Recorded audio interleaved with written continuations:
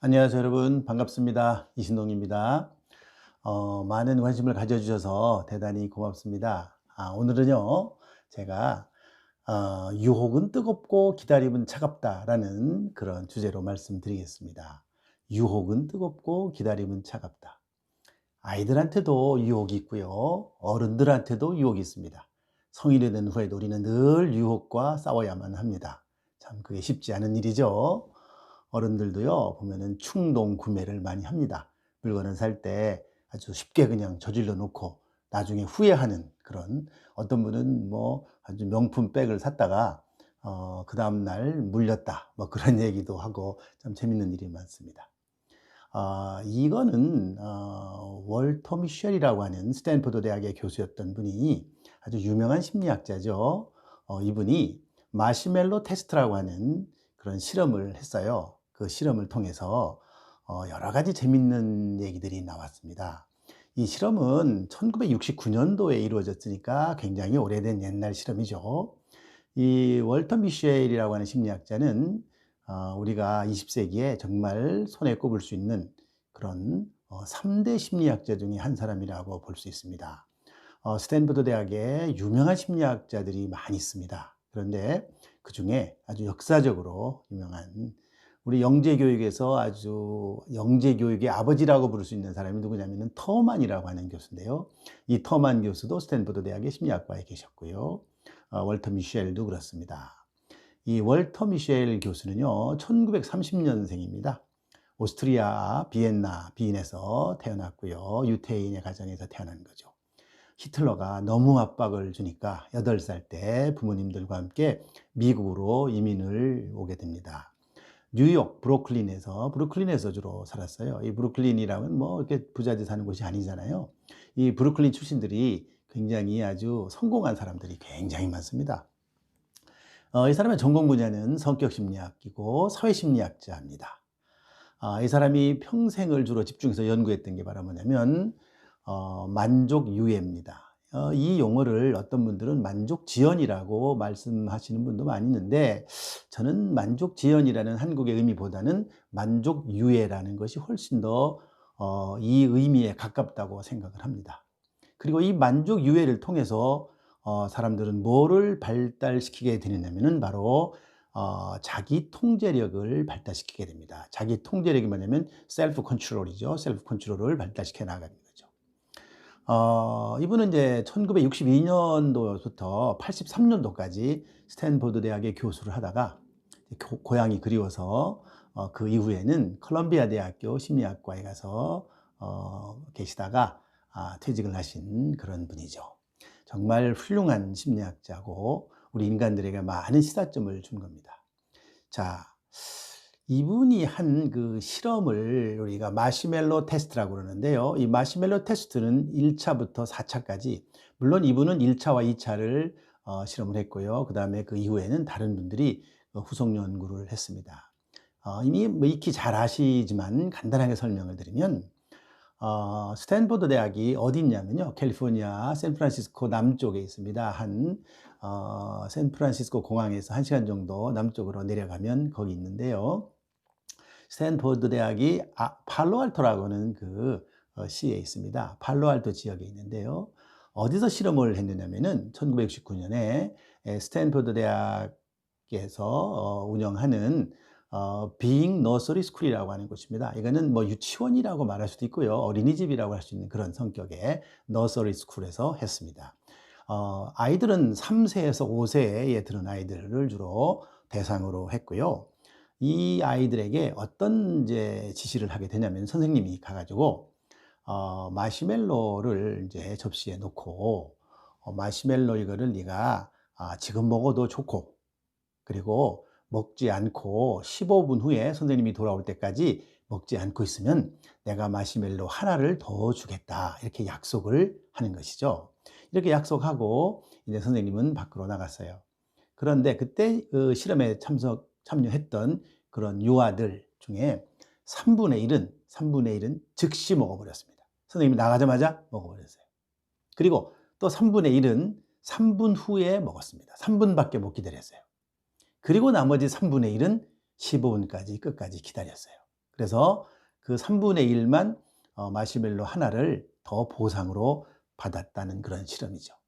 아이들이 지금 만족할 거를 그냥 만족하고 말 것이냐, 아니면 그 만족을 유예시켜서 더 큰 만족을 얻을 것이냐, 이런 아주 재밌는 그런 실험이었죠.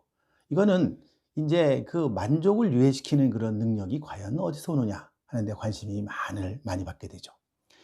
그 이후에 이 보상과 관련된 많은 연구들이 진행이 됩니다. 그래서 그 두 번째 실험은 어떤 실험이었냐면은 똑같이 월터 미셸 교수하고 그 팀들이 수행을 했는데요. 두 번째 실험에서는 이런 걸 해봅니다. 자, 일단 마시멜로를 접시에다가 놓고요. 한 집단은 접시에다 그대로 놓고, 옛날 실험하고 똑같이 놓고요. 한 집단은 그 마시멜로를 컵으로 이렇게 덮어 놓은 거예요. 덮어서 보이지 않게. 말은 해놓고 보이지 않게 덮어서 시각적으로 차단을 한 거죠. 그리고 또 한 집단은 뭐라고 그랬냐면은 재밌는 생각을 하게끔 유도를 합니다. 그러니까 그 마시멜로를 계속 들여다보고 있으면은 굉장히 먹고 싶은 생각이 강하잖아요. 그래서 다른 그런 인지적인 어떤 그런 생각을 해보도록 그렇게 했어요. 그랬더니 생각을 한 집단이 가장 오랫동안 기다렸다는 거죠.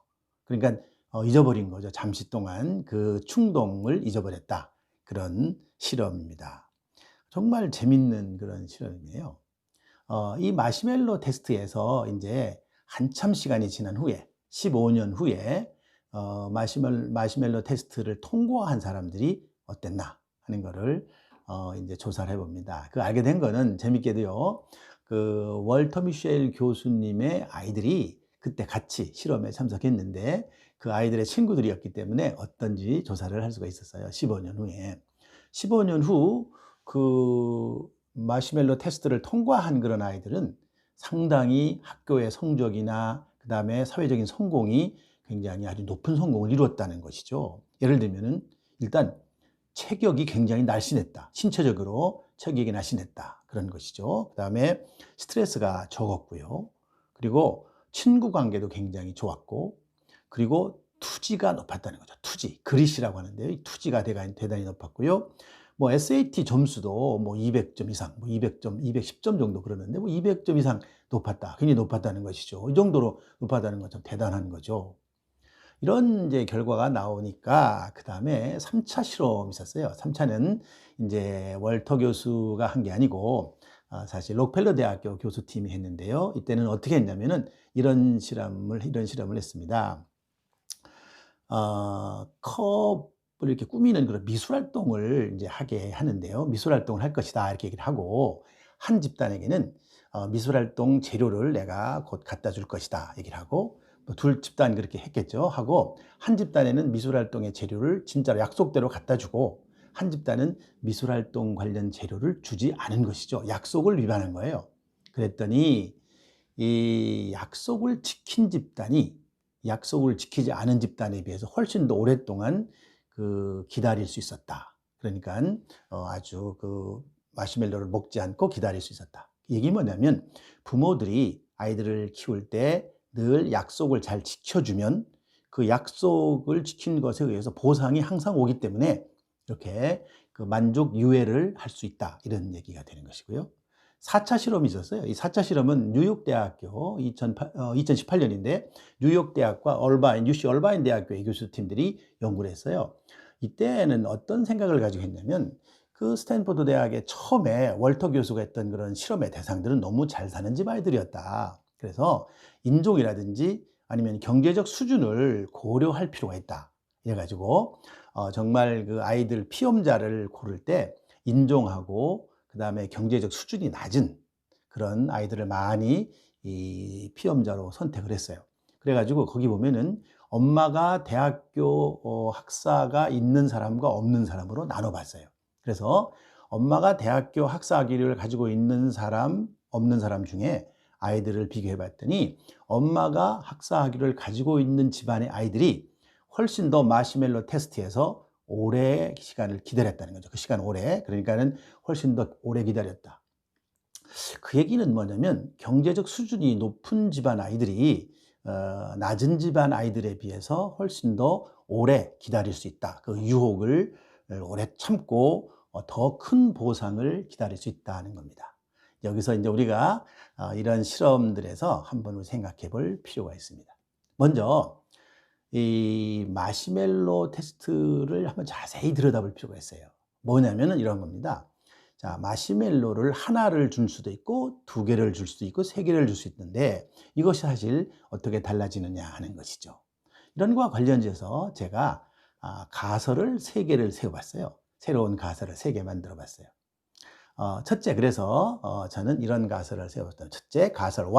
뭐냐면은 만일 15분을 이렇게 기다리게 하는 그런 마시멜로 실험을 할 때 네가 15분 동안 기다리면 마시멜로를 하나 더 주겠다가 아니라 두 개를 더 주겠다.